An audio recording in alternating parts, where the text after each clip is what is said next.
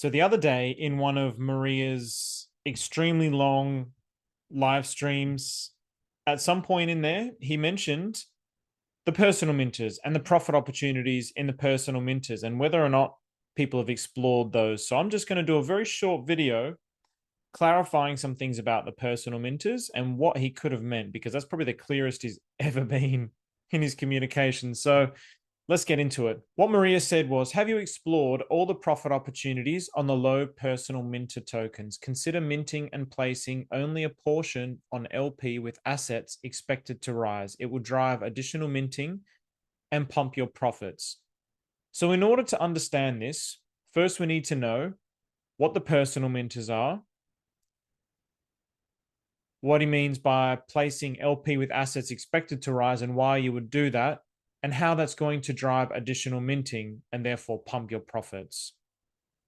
So first of all, the personal minters are on the treasurysystem.win website. They are the V4 minters, the personal minters. So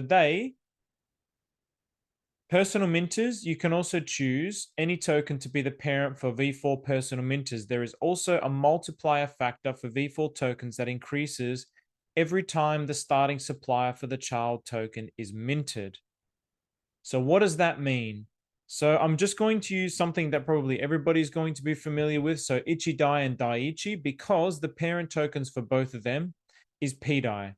Now, you can see with Ichi Dai, one Ichi Dai token requires 1,138 pDAI to mint. However, one Dai Ichi requires 261 pDAI to mint. So in other words, there's been a lot more Ichi Dai minted. Now, how do I know this? I know this because I've looked at the blockchain explorer. So I've seen that both of these tokens had a starting mint value of 111.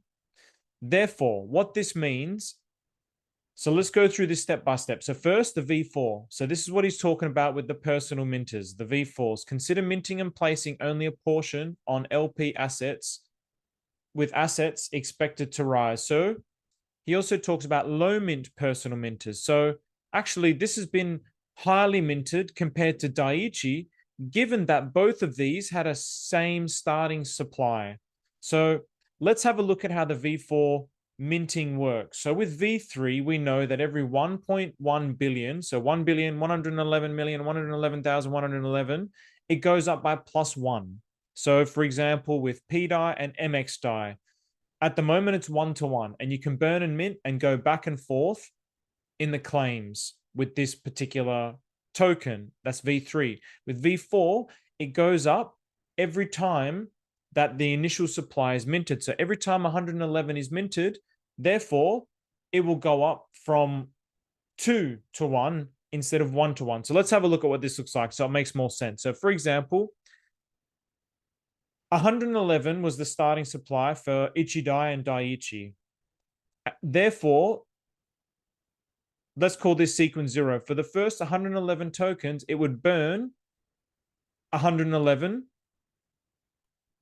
pDAI tokens, and therefore it would be a total of 111 pDAI tokens that are burned to the contract. Then once 111 comes, it goes up by +1. So therefore, the next 111, it requires 2 pDAI, which means you would end up burning 222. And so each of these then, now this requires an extra 2 pDAI. So this one requires an extra 1. So this one is sequence 0. Realistically, it's only I've put it this way basically because of the way that I've shown, the way that I've put it into the Excel spreadsheet. But basically, sequence 0 is one minted pDAI. So sequence 0 equals one pDAI. And then for every consecutive one after that, you're basically adding that number. Oops, see, there you go. That's why. You're basically adding that number on top. So then instead of 1, it would be 2. Instead of 2, it would be 3.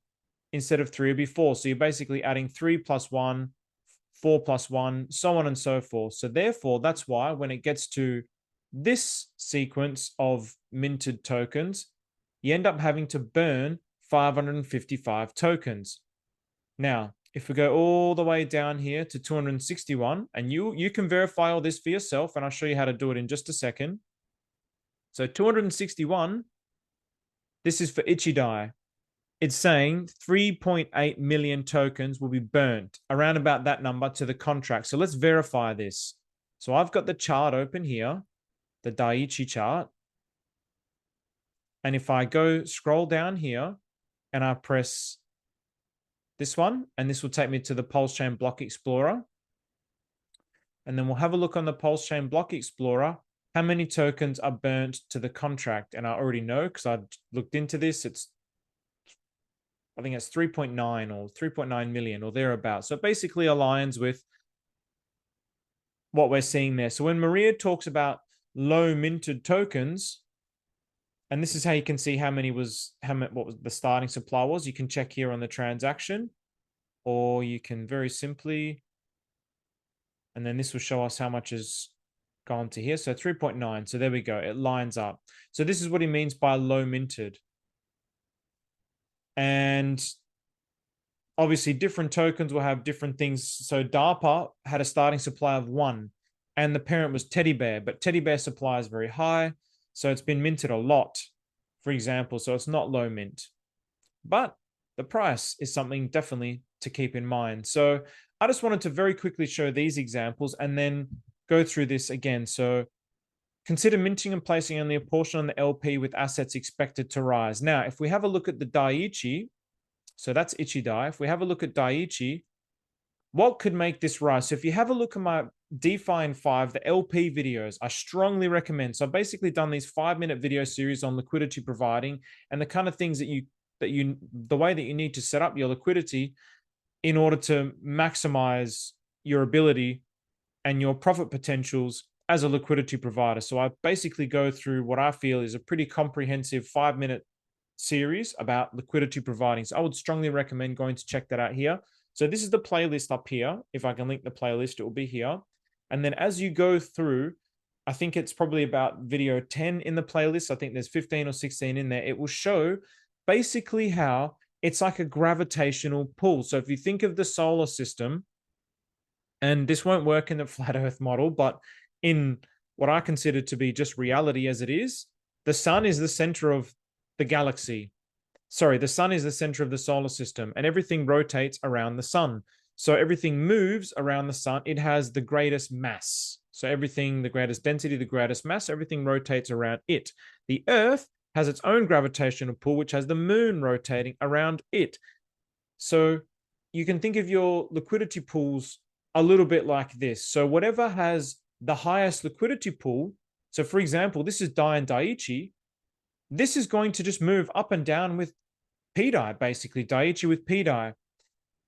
If you wanted this to go faster, you might consider, basically, I wouldn't mint it because it's better off to buy it at the moment when you look at the ratio, because the ratio is 261, so it's under the mint rate. So it's cheaper to buy it than it is to mint it. Somebody the other day saw this and bought the crap out of it. So somebody just pumped the shit out of it. Obviously, they saw this. Some big whale saw this and then probably started to think of this from that perspective. I wonder if it was even on the day where Maria actually mentioned this, September 20. So yeah, that was, I'm not sure when. I think it was probably a little bit before then. But in any case, now, if you then bond Dai Ichi with something that's going to move faster than pDAI, this is what Maria is talking about when he says, consider minting and placing only a portion of LPs with assets expected to rise.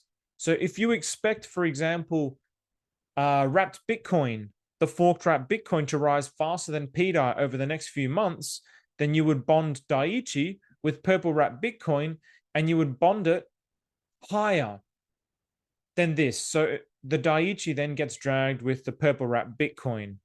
Now, obviously, this is got 7.8K liquidity. So you want to find something with less liquidity. This is what he's talking about when he's saying on low mint personal mint token. So then you could be the one to control that. So you could then use this kind of a website and you could, so this is, for example, I could, if you want to use pDAI, for example, and you go, all right, well, I've got a lot of pDAI tokens. What can I do? So I'm going to put this in the description where you can see all the tokens that are with pDAI, Maria created tokens. And if you want to show non-Maria created tokens as well, you can show that. If it's highlighted green, it will only show the Maria token. So there's all these ones.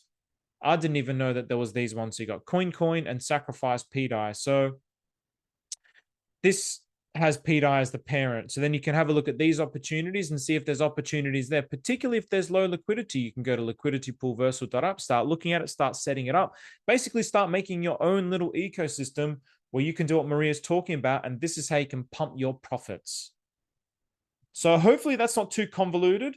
It's going to take some getting used to. You're going to have to watch some of the other videos, start wrapping your head around. It's not something that you can just pick up just by watching this little 10-minute video. You have to do the work, you have to do the research, and you have to click the buttons for yourself and figure it out for yourself. And then you'll be able to know. So hopefully that's helpful. I'll probably will do more on these little kind of examples like this over the next few weeks and see how we go. So everybody, take care.